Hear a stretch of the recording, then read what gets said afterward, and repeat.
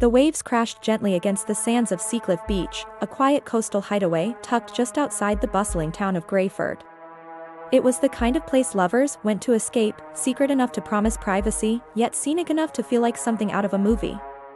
On the evening of June 12, 2022, two young lovers, Elena Matthews, 26, and Ryan Cole, 28, set out for what seemed to be a romantic beach picnic. They were spotted at around 6:45 p.m. by a local dog walker, laughing, barefoot, and holding hands as they laid down a checkered blanket near the dunes. That would be the last time anyone would see them alive. By morning, their lifeless bodies were discovered by a surfer. Both had been shot at close range. Elena died instantly from a bullet to the temple. Ryan, investigators later determined, lived for approximately 10 minutes after being shot in the chest. No one heard gunfire. No shell casings were found. No weapon recovered. Greyford was shaken. Elena Matthews was the daughter of a respected judge. Bright, well-loved, and career-driven, she had just been offered a promotion at the local law firm where she worked as a junior legal assistant. Ryan Cole was a freelance photographer, quiet, brooding, and known for his captivating black and white portraits of abandoned places. The couple had been together for about a year, often described by friends as obsessed with each other. But detectives quickly discovered cracks beneath the surface.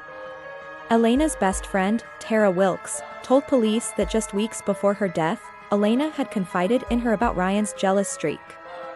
He'd get tense when she talked about male coworkers, Tara said. She said it never got physical, but he didn't like sharing her attention. But the couple stayed together until death tore them apart. Now, the town was left to wonder, was this a crime of passion? A random act of violence? Or something darker? Lead investigator Detective Clara Jennings, a 17-year veteran with a reputation for piecing together puzzles others couldn't, was assigned the case. The scene at Seacliff Beach presented more questions than answers. No signs of a struggle. No wallets or phones were stolen, robbery was ruled out.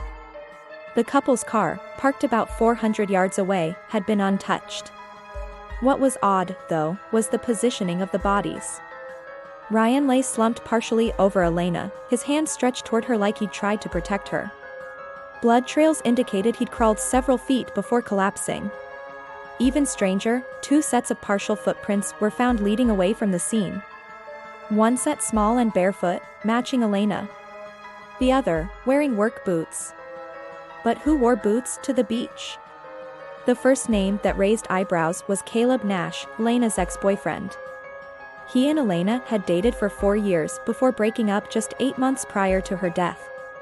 He still lived in town, worked as a marine mechanic, and, according to neighbors, hadn't taken the breakup well. Caleb denied any involvement. "I moved on." "She did too," he told police. "Yeah, it hurt. But I didn't kill her. I loved her." His alibi?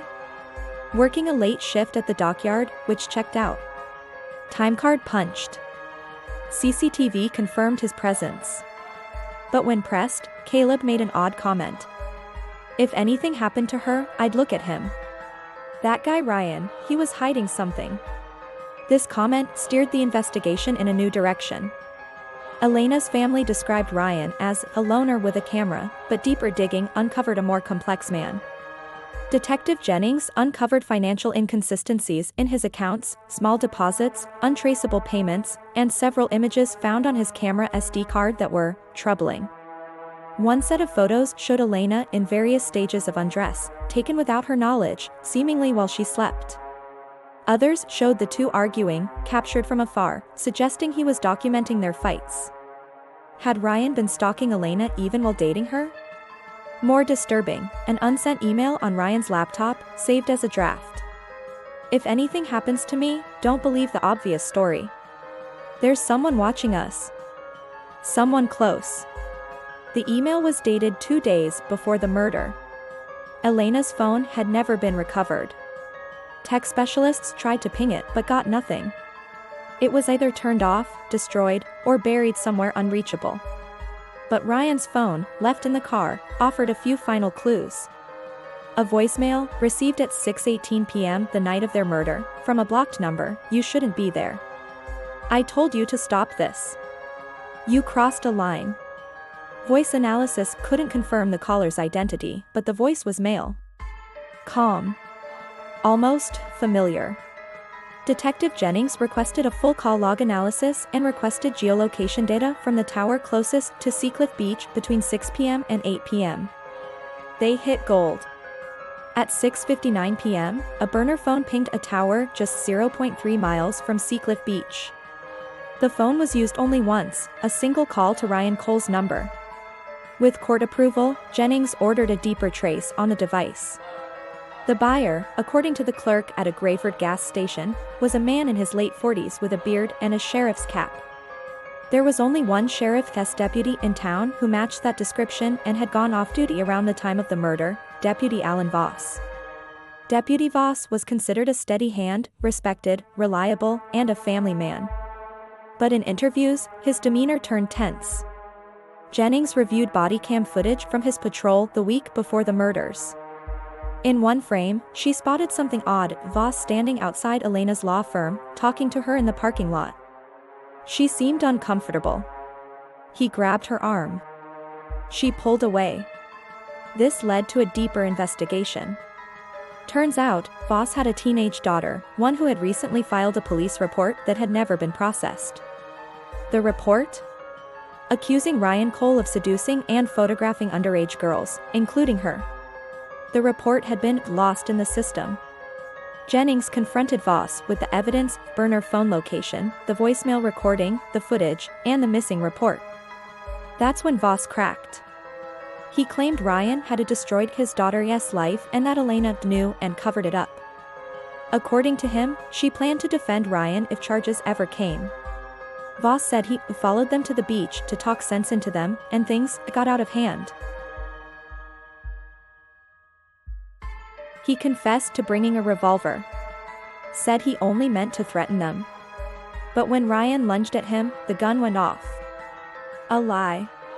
Ballistics showed 2 clean, deliberate shots. It wasn't rage. It was execution. The trial of Deputy Alan Voss began 6 months later.